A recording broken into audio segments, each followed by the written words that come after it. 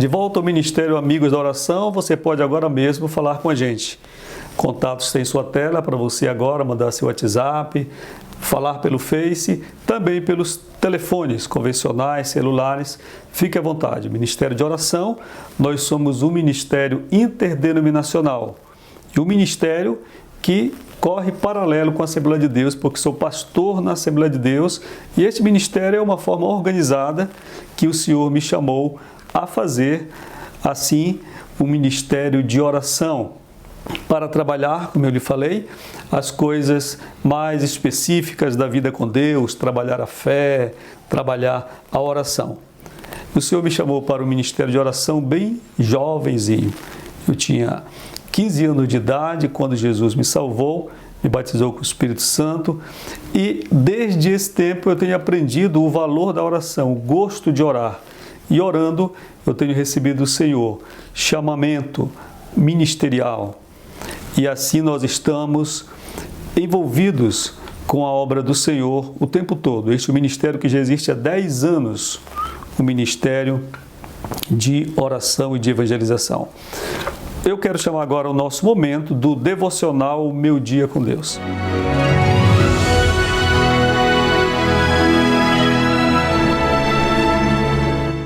No devocional de hoje, Meu Dia com Deus, que é a nossa literatura anual publicada pelo Ministério, onde temos a palavra trazida de um modo cristalino e desprovido de ensinos que deturpam o sentido das Escrituras, também muitos testemunhos da operação de Deus, como o Senhor tem operado. E hoje quero falar com você sobre fé.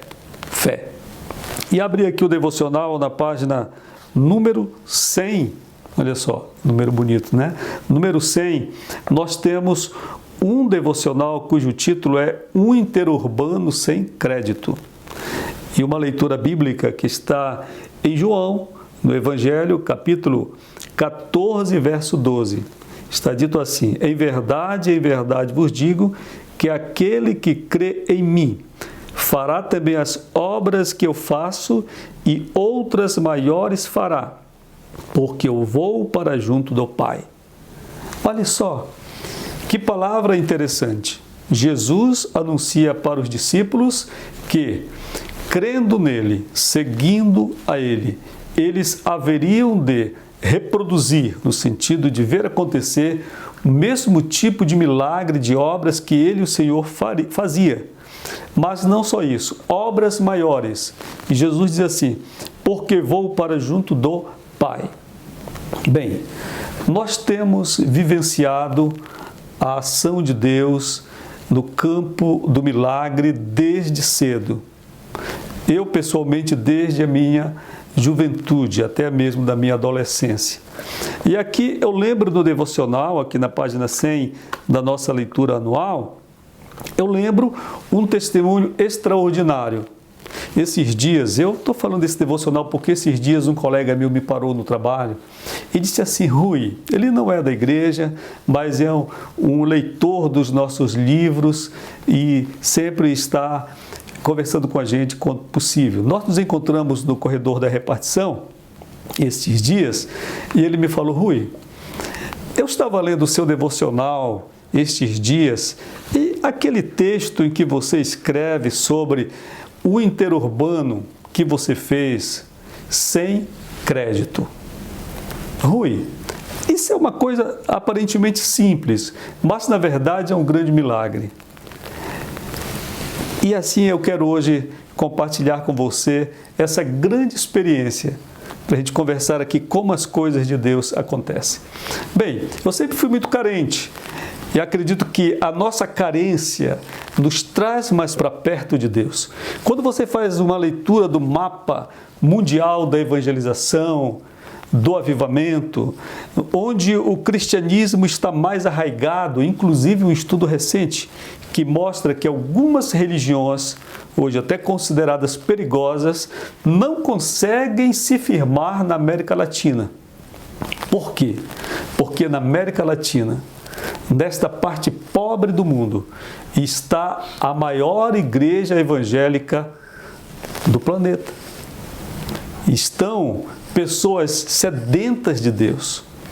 E grandes ministérios, igrejas têm se erguido no campo da evangelização, no campo da oração, no campo do avivamento. É claro que hoje nós temos muita heresia também na América Latina, mas até a própria heresia que está minando a América Latina deve ser entendido por nós como um joio que está nascendo em uma grande lavoura, antes bastante ocupada pelo trigo de Deus, pela lavoura, realmente a lavoura do Senhor.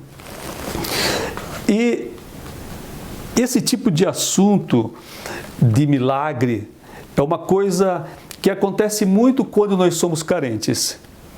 O caso da América Latina, que eu quis trazer aqui a referência. No meu caso, o pessoal, tenho visto desde cedo a ação do Senhor. Criado fora de um lar, os meus pais não me criaram, eu vivi em casa de pessoas, parentes, irmãos da igreja, até os 20 anos de idade. Mudei tantas vezes de endereço. A última vez que fui contar, quantas vezes eu mudei na minha adolescência e juventude, eu cheguei a 30 vezes que mudei. Mudança assim não era voluntária não, era mudança radical. Vai embora, não dá mais para você morar aqui. Ou então jogava minhas coisas pela porta, pela janela.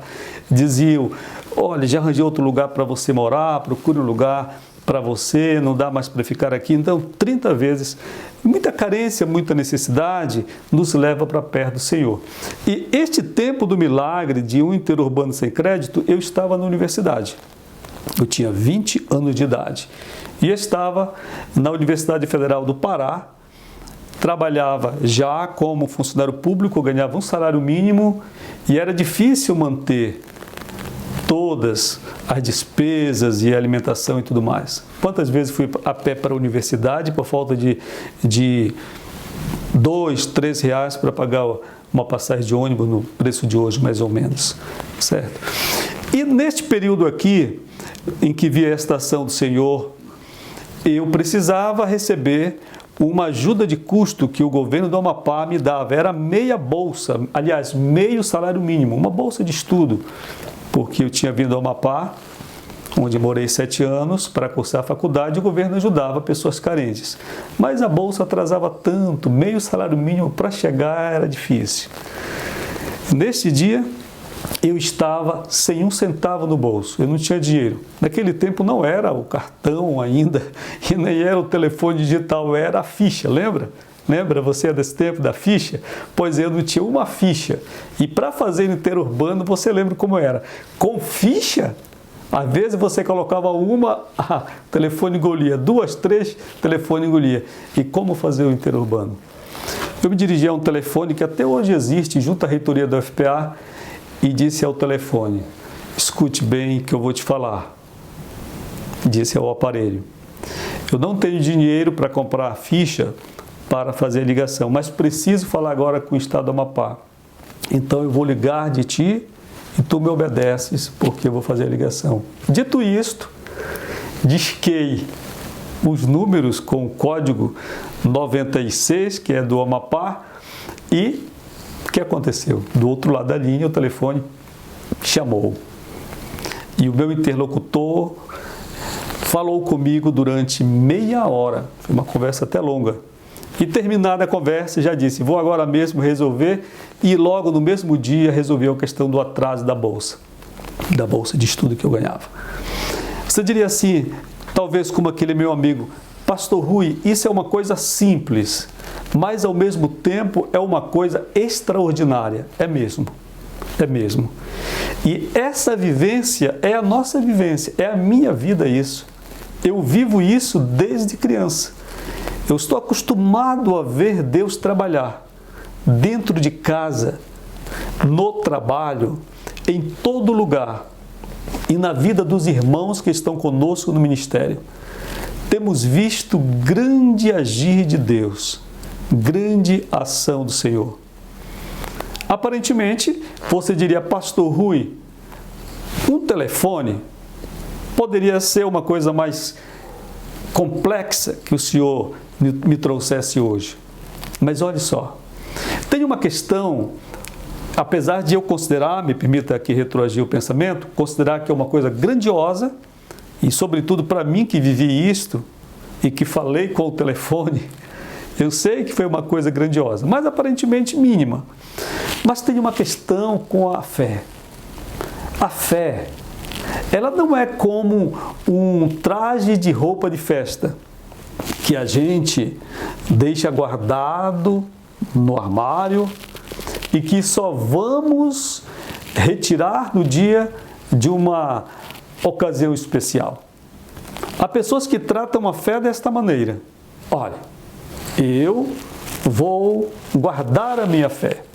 E o dia em que surgir, não uma questão de um telefone, não uma questão de uma lâmpada que queima em casa ou porque acabou o gás da cozinha, mas quando surgir uma enfermidade incurável, quando surgir uma grande questão, eu vou usar a fé. E, gente, não funciona assim.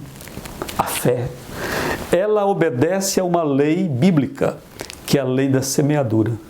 Nós precisamos exercer a fé para as mínimas coisas. Eu lembro de uma colega do trabalho também, a quem eu ensinei isto, e disse a ela, respondendo a pergunta, Rui, como eu posso ter fé? Eu disse a ela, olha, eu vou lhe dar um exemplo. Quando você perde um objeto na sua casa, você tem duas chances de resolver a questão. Uma, você pode procurar e até se aborrecer se não achar. Segunda hipótese, você pode usar a fé.